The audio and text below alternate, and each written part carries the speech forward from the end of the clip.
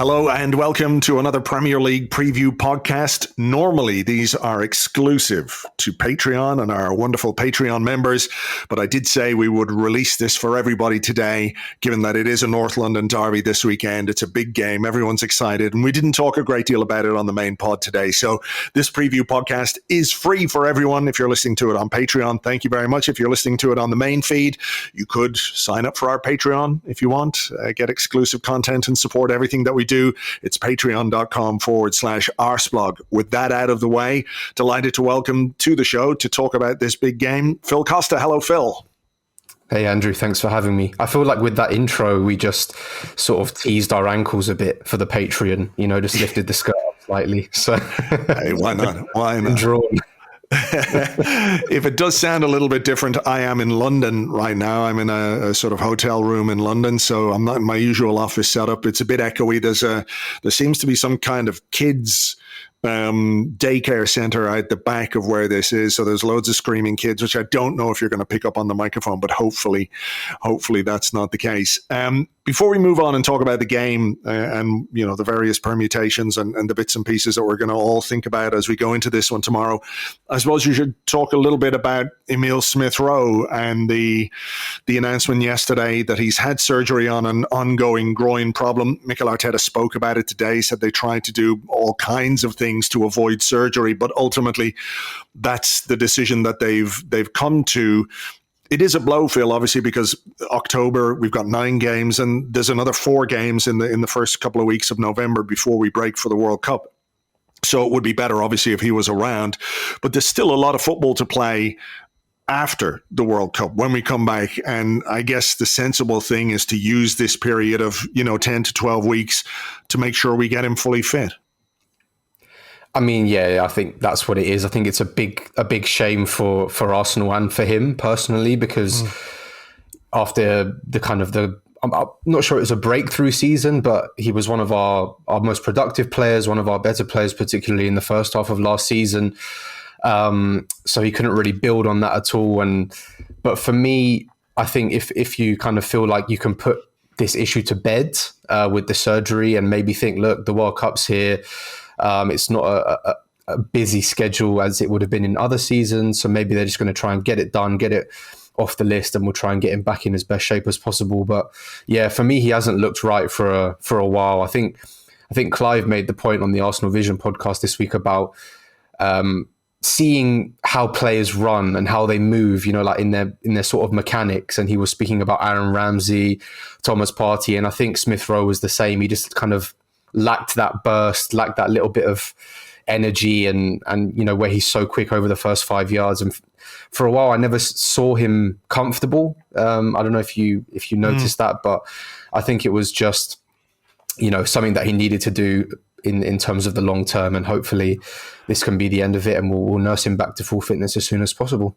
Yeah, fingers crossed, because people forget he was our second highest scorer last season. I think he did 11 goals in all competitions, but I agree, he hasn't really looked fully fit for quite a while. When you look at the second half of last season, he was in and out. He did appear, I think he appeared in 12 of the last 13, but he might have only started 4 or 5 of them. And I do wonder as well, when we got to the end of last season, we were thinking, you know what? You know who needs a rest? Who absolutely needs a rest? Smith Rowe. Just let him go on holiday, let him recuperate, let him do whatever sort of bits of fitness and rehab he needs to do. But of course, he went away with the England under-21s and played 3 games in 10 days, which I'm not sure was the best thing for him, given how little he played in pre-season. So, managing what appears to be like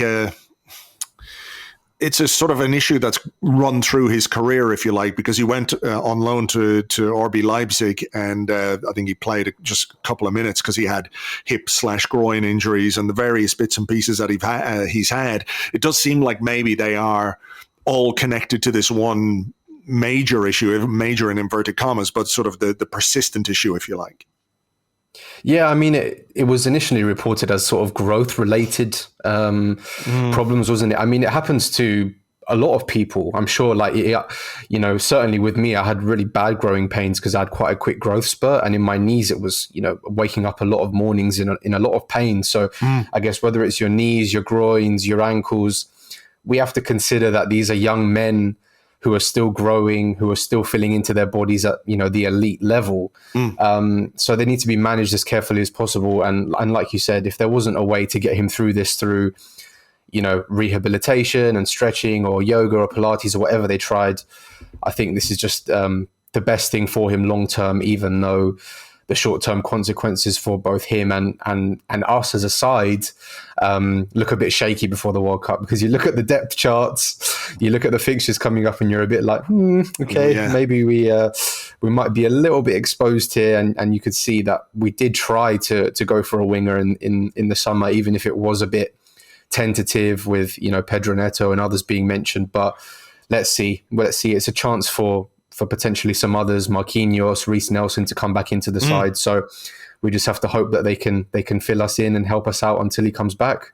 Yeah, I mean, if we're looking at Marquinhos as the sort of replacement/depth option for Bukayo Saka on the right, particularly when we're talking about the Europa League games, the question about who plays on the left is a big one, because Gabriel Martinelli played there against FC Zurich. You can't play Martinelli on the left for 90 minutes in a Premier League game and then play him 90 minutes in a Europa League and then play him again. So, I mean, I had literally forgotten about Reece Nelson when I was considering the options. He hasn't played a lot on the left, but, Arteta spoke today at his press conference about how they're going to need everybody during this October period.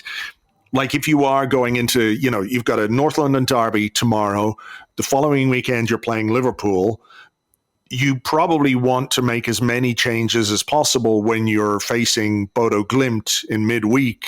That is the kind of fixture which allows you to do that.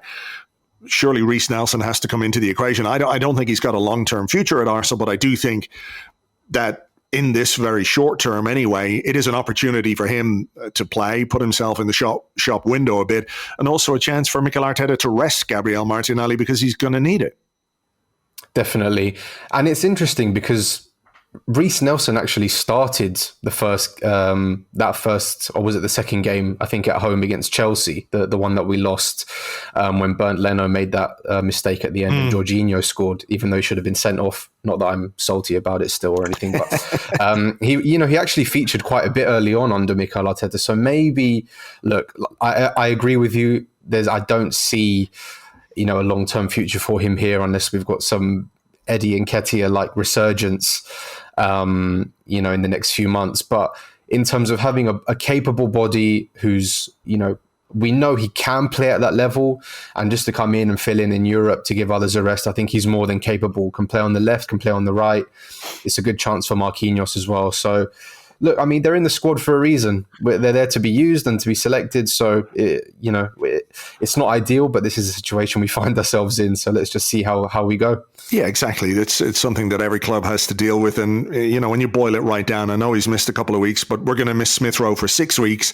And then hopefully by the time football returns after the World Cup break, on December 26th, he will only have missed 6 weeks of the season because of the surgery. Whereas if it was a normal season, he could well be out for a lot longer and missing more games. So I'm not saying that's necessarily a silver lining, but I guess we have to look at it in that way. So look, let's move on and talk about Arsenal versus Spurs. This is a huge game. Mikel Arteta was asked today if what happened last season at White Hart Lane would be motivation. I don't think you need any more motivation when you're playing Spurs anyway. It is what it is. Everyone knows what the stakes are, how important the game is, in this season and every season, just, locally, but sort of in the wider picture again this season because of where both teams are in the Premier League. It's a huge game. I'm curious what you think about what Mikel Arteta said, where he said, it's the nicest game of the season by a mile, for what it means for our supporters and the history of it. And I know what he means, because if we leave the Emirates Stadium tomorrow, if I'm walking out of there after a 3-0 Arsenal win, he's absolutely right that it is the nicest game of the season. But I do think the build-up, the pressure, the nerves, the anxiety, everything that people feel going into this game makes it a bit of a chore for some people. No, I get it completely. I mean, like you, it was my birthday this week on Wednesday. Oh, happy birthday. And thank you, and to you. And I'd taken a couple of days off. I had some holiday left and my boss was like, take some time. So I was like, you know what, I'm going to do it. And I I regretted that decision immediately because I now have time to think about the game. So I've been waking up. I'd even dreamed about it. I had a dream yesterday about it, and there was an injury to Bukayo Saka in the warm up, and I was like, "Oh God, this can't be happening." And I woke up, my heart was racing, and when you're working and you're doing other bits, you keep your mind off it. But it's a horrible game because almost like the stakes for losing are worse than being able to boast and brag when you win. And interestingly enough, I think this game is bigger for us, much bigger than it is for Spurs at this moment in time, because I feel like if they lose, they can compartmentalize it and kind of just say, look, we've still got however 30 many games left of the season. This is our first defeat of the season. It was away from home. I feel like they could easily just skip by it. But for us, for Arsenal, there's a few narratives that we maybe need to debunk, some doubts that we maybe needed to debunk, and also what it means for us as a side, and how we sort of go into this sort of phase before the World Cup, because it's a really important one. It's a really important one. Sure. The team news, such as it is, I wasn't really expecting Mikel Arteta to give much away. He came back. He said the boys, they look like they're in good shape. He looks like they're in good condition. Now there were some players who obviously had some injury issues. Thomas Partey went away with Ghana, didn't play, had a knee problem. They said he was going to be all right. Then he came back. Alexander Zinchenko didn't go away with Ukraine. Kieran Tierney came off for Scotland with a head injury. You would imagine that there's just a bit of common sense involved in that decision to not play him in the other one. Takahiro Tomiyasu went away, played 90 minutes for Japan, and then came back. Curious sort of wording around that. It was like club circumstances. We don't quite know what that means. Some people have taken that to think that there is an arrangement between Arsenal and the Japan FA. And actually, Arteta did say that about Tierney. He said the best way to look after a player is have clear communication and be honest and transparent. And with Scotland, that is the case for sure. So maybe that applies to other international FAs and what have you. But when he was asked who was going to be fit, he just said they're all part of the team. I mean, I get it. Like, he does not want to give anything away. He really doesn't want to give anything away about who's available, what system we might play.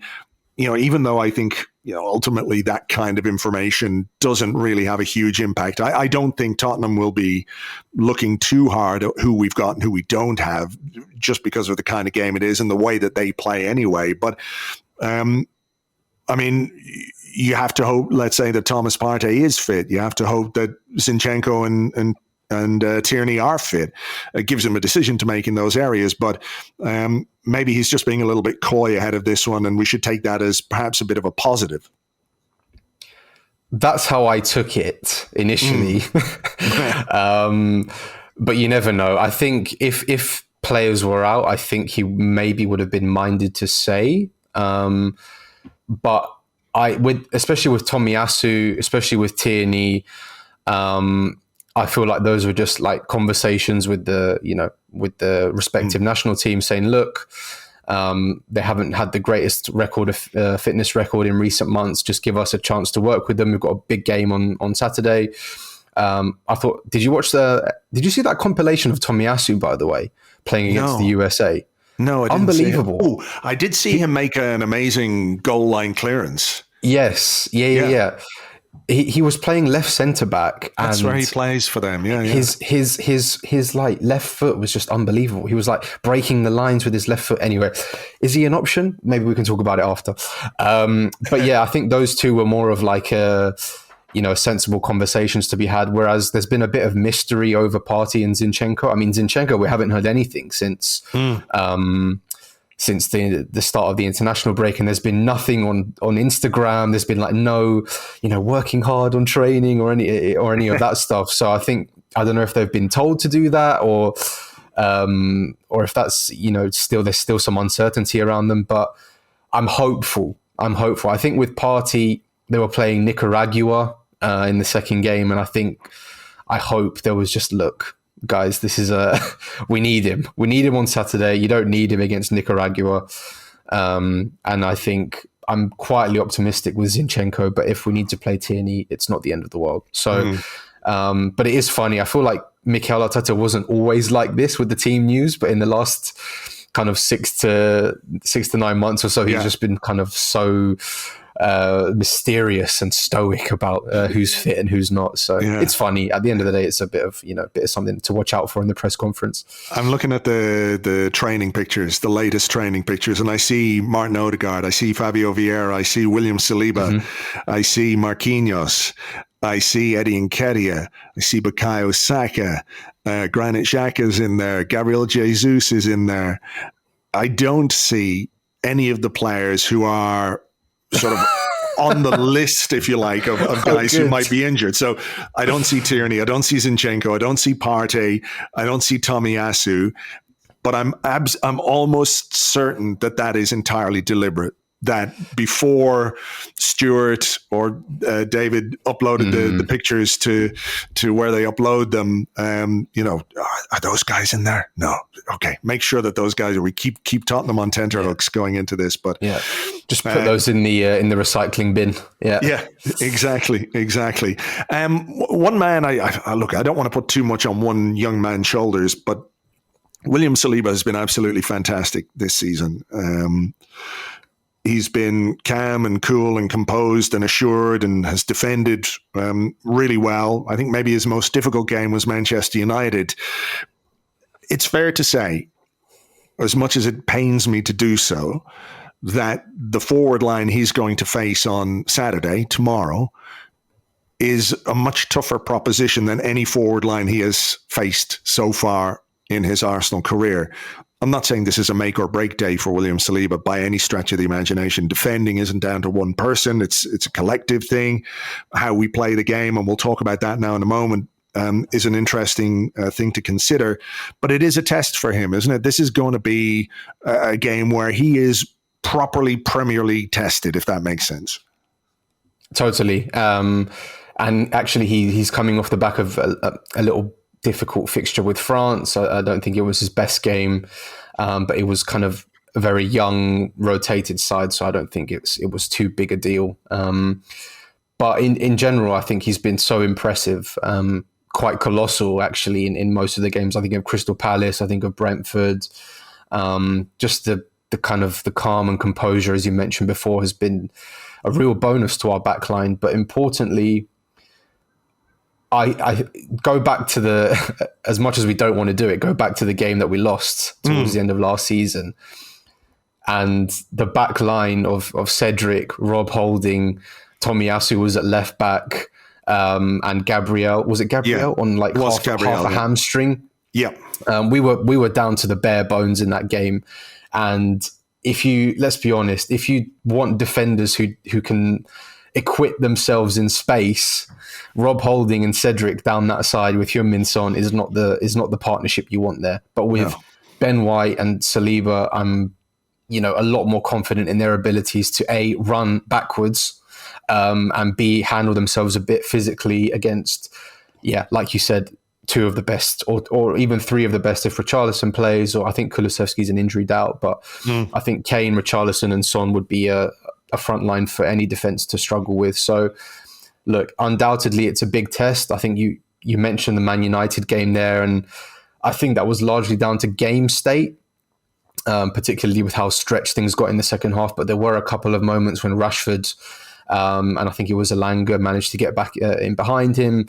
But look, I think we need to put him there and see. We need to, this is a test for, as much as it is for him, it's as much for us and the club to really evaluate him, because I'm not saying any of the teams we've played so far have been easy, but this is where he earns his money, right, in these games. And I think he's got it in him to be able to defend well against Harry Kane. For some reason, whenever Kane plays at the Emirates, I see him quite muted. And that's been down to a lot of good individual performances. I remember last year, Gabriel just boshed him. Ben White just boshed him off the pitch. But I can never tell. All it takes is one run from Son in behind and then he's got an assist or whatever. But with Saliba, I just feel a level of confidence with this back four now. They seem very grown up. and sure of themselves, and they've got a nice mix of physical attributes that for me suit not only each other but the Premier League. And look, here, this is what you earn your money for. These are the games that you want to play in, and I think he's more than capable to rise to that occasion. Sure, and I think you're right to point out that this, whatever back four he picks tomorrow, if it's Tierney or Zinchenko at left back, if it's Ben White or Tomiyasu at right back, it's Saliba instead of Holding. It is far, far stronger, and at a better point in the season where, like you say, people aren't, running around on half empty or just trying to hang on because of injury. The other one, of course, is Gabriel Jesus up front, with all due respect to Eddie Nketiah, who did a very good job at the end of last season. That's another one where you look at the difference in the team from last season compared to this season. Like if Partey's fit, Partey's playing instead of Elneny. Again, all due respect to Mo, but that's a different proposition for the Tottenham midfield. If you've got Partey, Xhaka and Odegaard, it is a little bit different than Elneny, Xhaka and Odegaard. Gabriel Jesus then leading the line. He is walking a bit of a disciplinary tightrope as well. He's on 4 yellow cards. 1 yellow card will see him miss the game against Liverpool. Can he even consider that? Is that something he can think about going into this game, or does he just play the way he always plays? And look, he can control certain aspects of it. You can use some common sense, like the yellow card he picked up against Brentford was easily avoidable. It's fair to say, so he could do that. But I guess he's got to focus on the way he. What's the word I'm looking for? Like, he's a pest for the defenders. He's really going to have to hassle them and harry them, and the chips may fall where they may in terms of yellow cards. It's a really difficult one because I think for sure it will be mentioned by Arteta and the training staff, his assistants. I'm sure they will have watched some video back and said, like you said before, maybe avoidable this one, or maybe don't pull him back when you're running on the halfway line. But I think it's just who he is and how he plays. He wants to be involved. He likes the contact. And for me, I would just try and, tell him to go out there and enjoy himself and play as he normally would. Because if you start to think about the next game or any consequences like that, maybe it will throw you off. And we can't afford that. We need him playing at 100%, accelerated down. And I've got no doubt that he will do that. Did you see his quotes in midweek, actually? About how he feels free under Mikel Arteta? Yeah, they were quite interesting. It's not the first time he's made them, is it? I don't know if you've got them there, but I remember them from a couple of weeks ago where he was talking to ESPN Brazil and he talked about, I'm not the robot or something that, at Manchester City where you are just part of the Borg footballing collective. You do your thing and that's it, where there's not much room for expression. I think you've got the quotes there. So yeah, I've got them here. He said the thing was with Guardiola and the way he understands football, it's up to you to accept it or not. If you don't accept it, thank you, and let's go for another challenge. I accepted it for a while, but there came a moment when I said, I want something else for myself. I thanked him. I said, thanks for everything. He understood and we moved on. And then the next part was, I talked a lot with Arteta about Arsenal's style. He knows me. I know him. I understood clearly what he wanted from me. Now I'm free on the pitch, playing football with a smile on my face and trying to do my best all the time. So I think that's fairly telling. But even though it won't be a huge surprise to know that Guardiola's a bit stricter in that regard. No, true. And for some players, it can just be the perfect thing. It can be the perfect way to get the best out of their talents. For some players who feel like they want to express themselves, who need a little bit of freedom to move around on the pitch, as we've seen with Jesus to great effect, then obviously that's that's something that will give him confidence. And he's played exceptionally well, and I think he's probably one or two, maybe more goals behind where he should be in terms of his tally. So we'll keep fingers crossed he can add to that tomorrow. Last season, with the benefit of hindsight, when we went to White Hart Lane, you wonder if the outlook should have been a bit more conservative.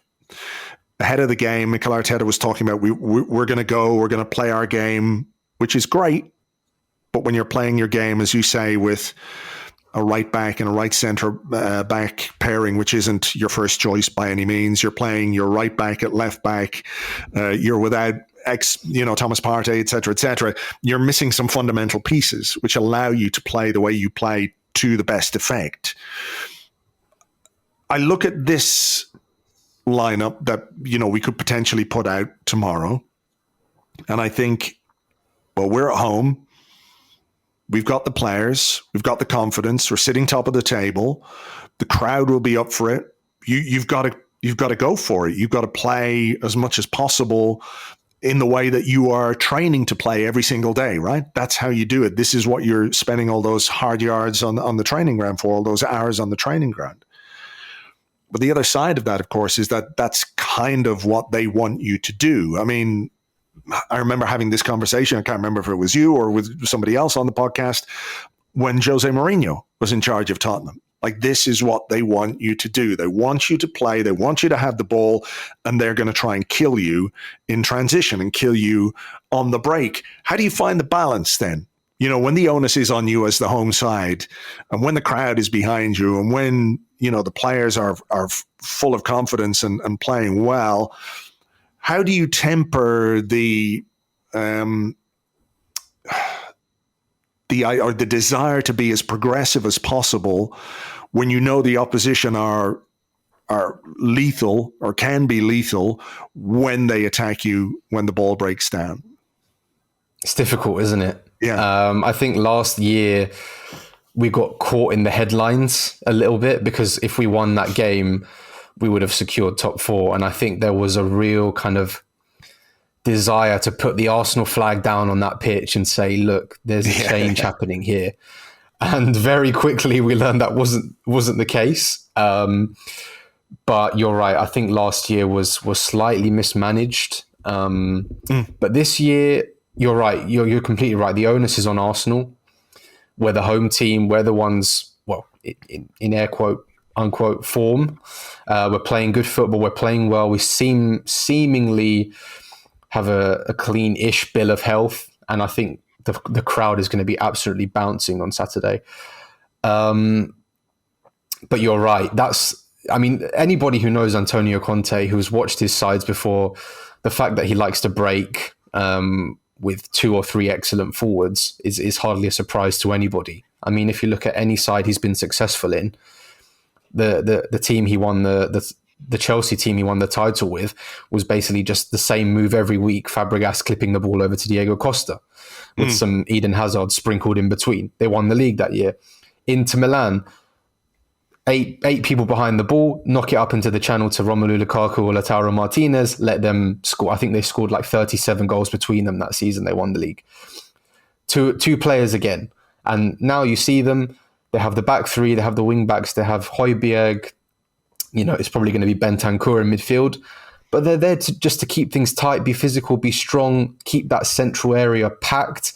And what are they going to do? They're going to look for those runs in behind. So it's really nothing novel on a tactical level. It's just, the standard is just really high. For me personally, I think we're in a good enough shape and confident and comfortable enough in our tactical ideas and our system to really impose ourselves. I think the start is crucial.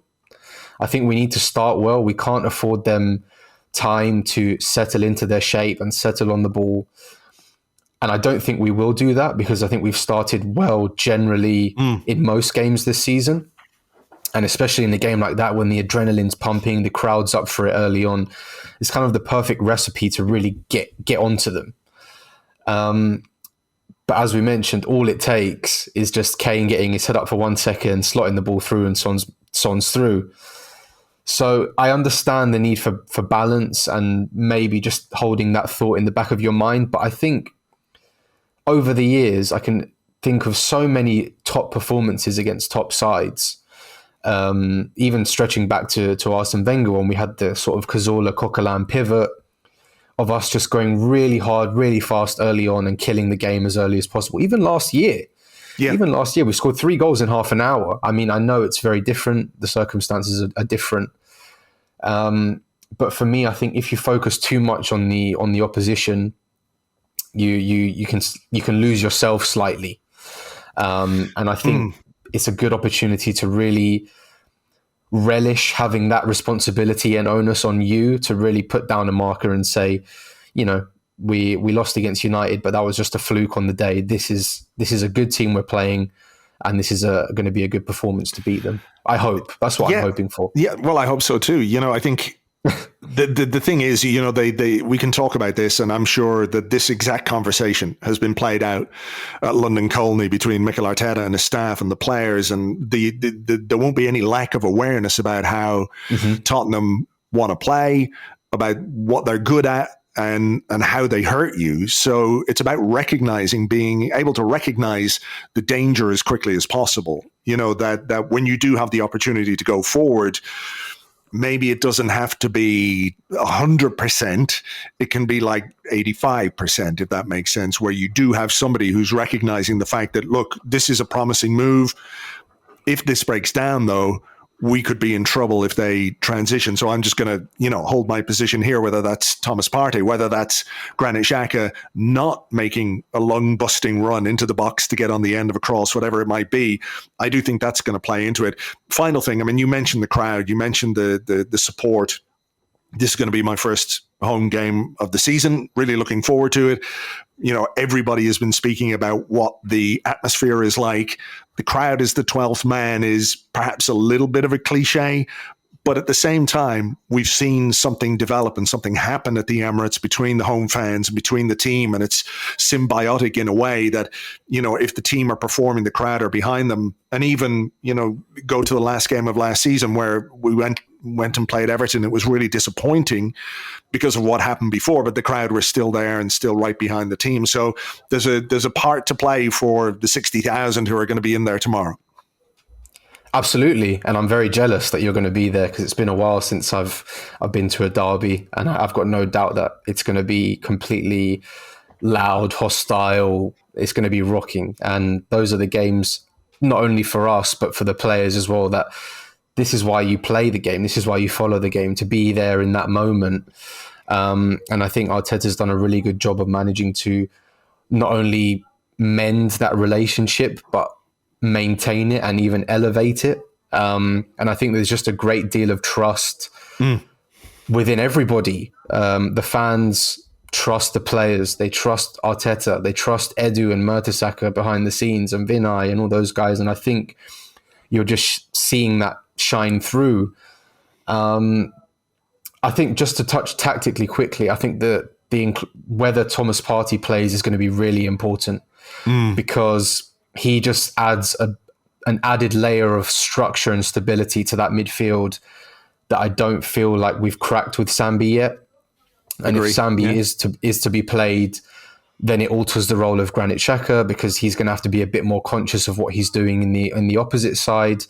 So I'm really hoping that Partey's available because I think that's an area where there's not a downgrade, but there's a big difference in level.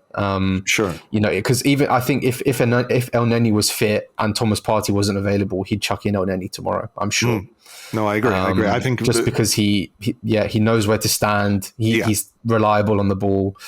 So that's what I'm thinking. Just quickly as well, Tomiyasu, would you be tempted? Maybe at anywhere along that back line, left back, even right back. Tottenham are a big side. They are a big side.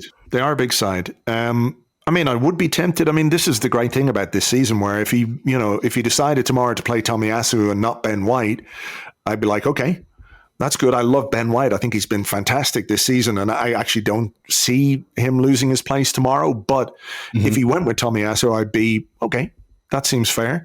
I do think the one I would consider a bit more is maybe Tierney versus Zinchenko, where I think if we're talking about the need to offset some of what Spurs are good at, I think I would lean a bit more towards Tierney for this one rather than Zinchenko, because I do think, as a technical footballer, Zinchenko has got the edge, no two ways about it. But as a defender, as a left back, and as somebody who's used to defending in those dangerous areas, I think Tierney has, the edge in that one. So that's kind of what I would be leaning towards there. I don't know if you agree, disagree with that one, but just to be slightly mindful of the threat.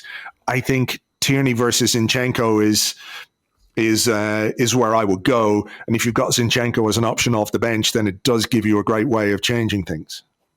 I think as long as, it was a head injury, so as long as there's sort of no risk of any concussion or anything serious, I think Tierney should keep his place. And I think, to be fair, in the last few weeks he's been excellent. So I've got no issue at all with him coming in there. And I think for those kind of games as well, I see this giving him something extra. I think Tierney's kind of made for these days.